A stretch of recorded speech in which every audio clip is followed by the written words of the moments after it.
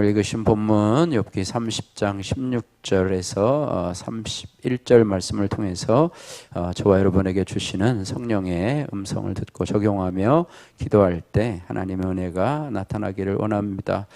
계속해서 이 욥의 부르짖는 기도에 대해서 정말 환난 가운데서 부르짖는 탄식의 기도가 오늘 본문의 주요한 내용입니다. 먼저 16절에서 23절 말씀에 보시면 이 욥의 쉬지 않는 고통에 대해서 말씀해 주고 있는데요. 16절 말씀, 16절, 17절 말씀 같이 한번 읽겠습니다. 이제는 내 생명이 내 속에서 녹으니 환난 날이 나를 사로잡음이라. 밤이 되면 내 뼈가 쑤시니 나의 아픔이 쉬지 아니하는구나. 아멘. 예. 육신의 고통이 아직도 끊이지 않는다. 하나님께서 이 사단의 그런 제안에 따라서 생명은 건드리지 말고 욥에게 고통을 허락하고 있는데요. 욥의 이 육체의 욕창이 나서 힘든 그런 것들, 물론 친구들의 조언 때문에도 참 힘들지만은 몸의 육체적인 고통이 말할 수 없이 큼을 이야기합니다. 그래서 이제는 내 생명이 내 속에서 녹으니 환난 날이 나를 사로잡음이 밤이 되면 내 뼈가 쑤시니 나의 아픔이 쉬지 않는구나, 이렇게 말씀을 하고 있습니다. 그래서 하나님과의 관계 속에서, 하나님과의 신앙의 관계 속에서 있지만 욥은 지금 고통 중에 있는 그런 것입니다. 아마 그것이 낫도록 위해서 계속해서 기도했고, 또 이런 것들이 왜 오나 여러 가지로 고민하며 기도하며 생각하면서, 또 친구들의 말을 들으면서도 또 여러 가지 복잡하고 어려운 환경 가운데 있을 것입니다. 그래서 욥은 지금의 상황을 마치 진흙탕에 던져진 먼지와 재처럼 되었다, 이렇게 말씀을 하고 있습니다. 19절 말씀 같이 읽겠습니다. 하나님이 나를 진흙 가운데 던지셨고 나를 티끌과 재 같게 하셨구나. 자신의 모습을 그저 객관적으로 바라보는 것이죠. 그래서 진흙탕에 던져진 먼지와 재처럼 되었다, 이렇게 말씀하고 있습니다. 욥이 이제껏 나의 고통이 물러가게 해주시고 또 여러 가지 기도를 했지만은 아직도 침묵하시고 오히려 그의 기도를 들어주지 않는 것 같은 그런 상황들 속에 있는 것 같습니다. 어쨌든 쉬지 않는 아픔에 대해서 그가 계속해서 이야기를 하고, 또 하나님께서도 자기를 아직도 이러한 고난 가운데서 건져주지 아니하시고, 어떻게 보면 지금 아직도 과정 중에 있는, 응답으로 모든 과정이 종료된 것이 아니라 아직도 영광로 속에 있는 그런 정금과 같은 모습으로 단련하기 위해서 하나님께서 아직도 욥을 연단하고 계시는 그런 모습을 보고 있는 그런 모습을 보게 됩니다. 그러면서 계속해서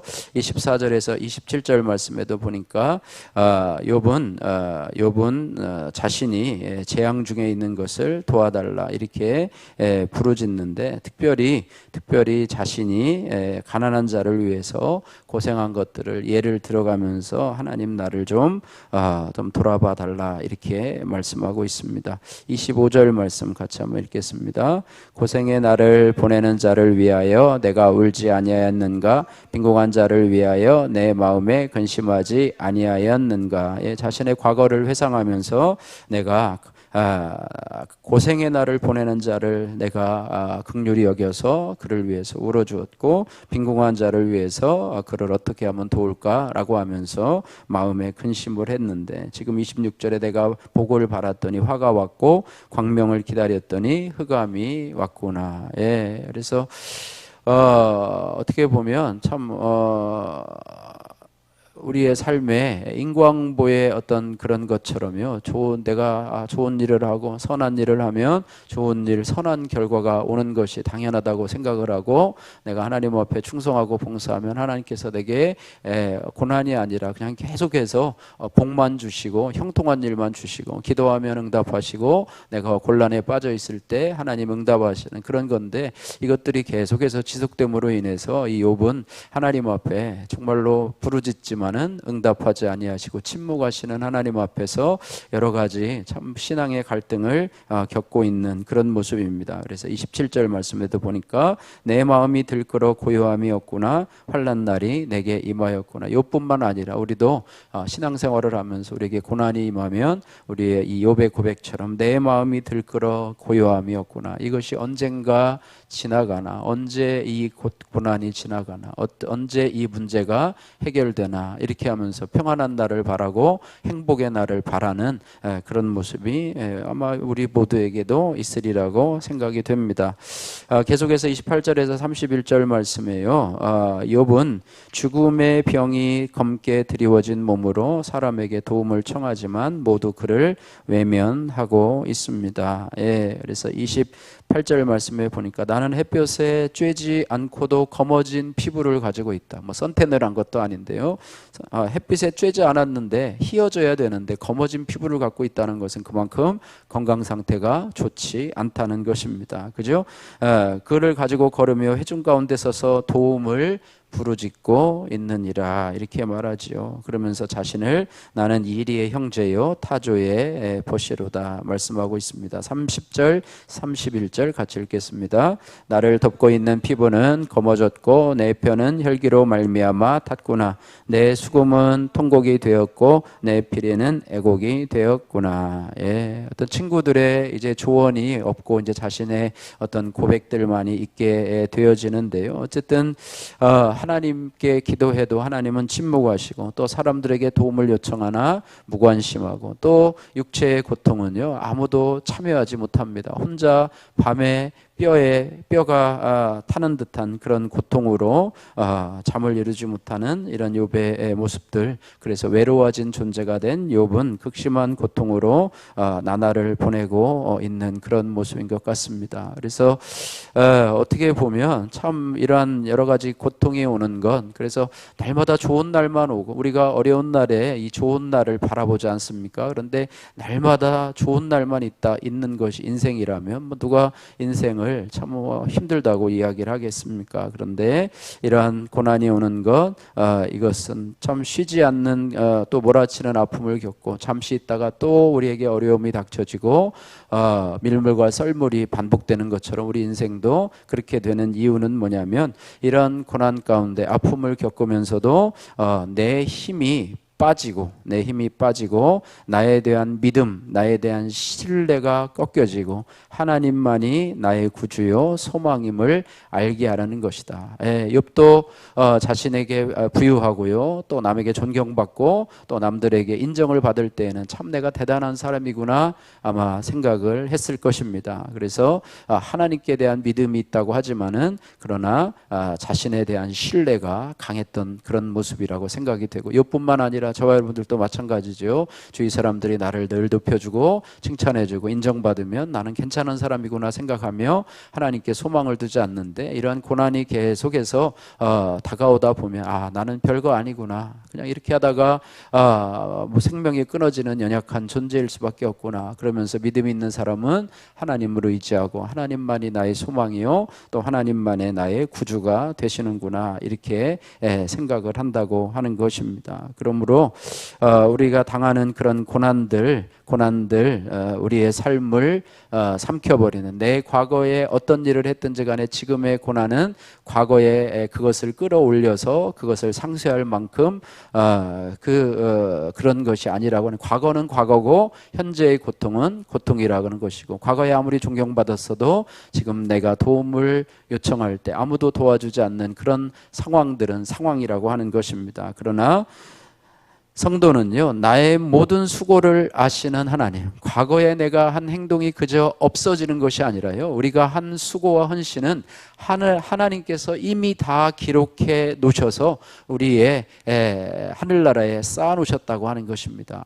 내가 왜 그렇게 했던가, 그것이 다 헛되구나, 과거에 그것을 기초로 삼아서 사람들이 내가 어려울 때 지금 도와줘야 되는데 라고 하지만 그들은 외면하고 돌이킵니다. 그러나 하나님께서는 이미 내 수고와 헌신을 받아주셨다는 것을 믿고 사람들에게 보상을 보상을 기대하지 말아야 된다고 하는 것입니다. 사람들이 나를 보상해 주신 것이 아니라 하나님이 나를 보상해 주신다. 할렐루야.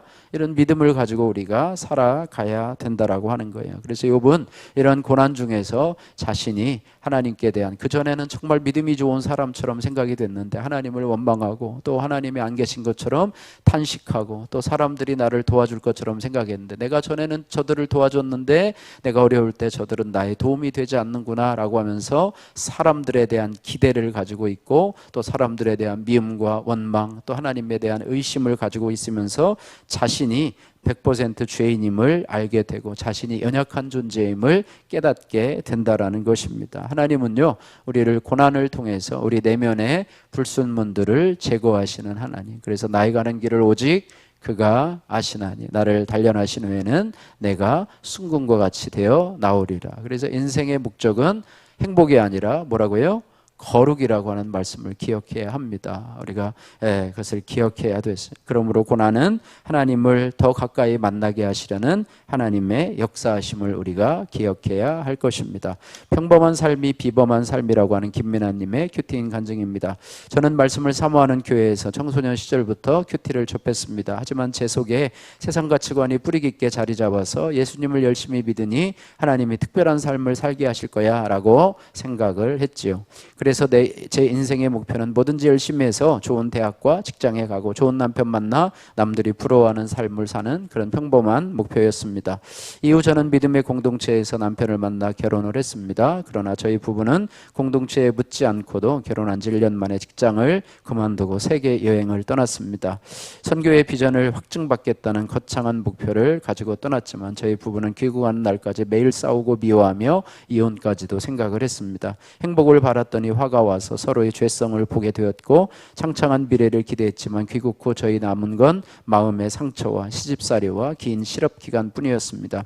저는 눈치 보며 시댁살이하는 와중에 입사 면접에 계속 떨어지자 심한 불면증과 우울증으로 시달리게 되었습니다. 31살에 직장도 아이도 없는 애매한 상태로 사는 것이 너무 괴로웠기 때문입니다. 그러다 그간 소홀히 하던 교회 소그룹 모임에 참석하게 되었습니다. 지체들은 아이를 키우고 남편과 다투는 자신의 평범한 삶을 말씀으로 비범하게 해석을 하고 있습니다. 또한 제 이야기를 듣고 함께 울어주며 기도해 주었습니다. 그러자 제가 얼마나 기복적이고 세상 성공만 바라고 있는지를 그들의 간증을 통해서 깨닫게 되었습니다. 더불어 하나님이 이런 나를 사랑하시고 용서하셔서 큰 능력으로 휘어잡으시고 때로는 던지시며 여기까지 오게 하셨구나 라고 깨달을 수 있게 되었습니다. 그때부터 아내와 엄마의 사명을 감당하며 살다가 이제 저도 소그룹 리더로 세워져서 저와 비슷한 고민이 있는 집사님들의 나눔에 공감하며 제 이야기를 나누고 있습니다. 인정 중독과 교만으로 뭐든지 내 뜻대로 하려던 제가 저의 죄성을 깨닫고 공동체의 소중함을 경험하게 된 것은 오직 하나님의 은혜임을 고백합니다. 적용하기 1번, 제가 묻지 않고 결정했던 실수들을 소그룹 지체들에게 솔직히 나누겠습니다. 큰아이가 학원에 가기 전 먹고 갈 간식을 정성껏 준비하겠습니다. 바라기는 저와 여러분들이 지금의 고난이 우리를 정결하게 하시려는 하나님의 손길임을 깨닫고 하나님을 더 가까이 하시며 우리의 인생의 목적이 행복이 아니라 거룩임을 우리가 마음에 새기면서 믿음으로 우리의 현실의 고난들 속에서도 믿음으로 살아가시는 저와 여러분들 되시기를 주님의 이름으로 축복합니다.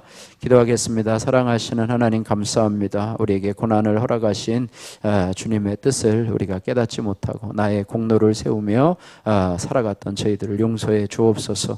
이제는 하나님 아버지 복과 광명을 구할 때 화와 흑암을 주시는 주님의 큰 능력을 깨닫게 하여 주옵소서. 고난이 빨리 해결되기를 바라기보다는 하나님의 뜻을 깨닫게 하시고 제 내면의 깊은 죄의 문제를 보고 회개할 수 있도록 은혜 베풀어 주옵소서. 고난 중에 나를 순금과 같이 단련하시는 하나님의 뜻을 이루게 하시고 또 하나님의 나라를 위해서 우리를 사용하시는 하나님의 뜻을 이루며 인내하게 하여 주옵소서. 예수님 거룩하신 이름으로 기도드립니다. 아멘.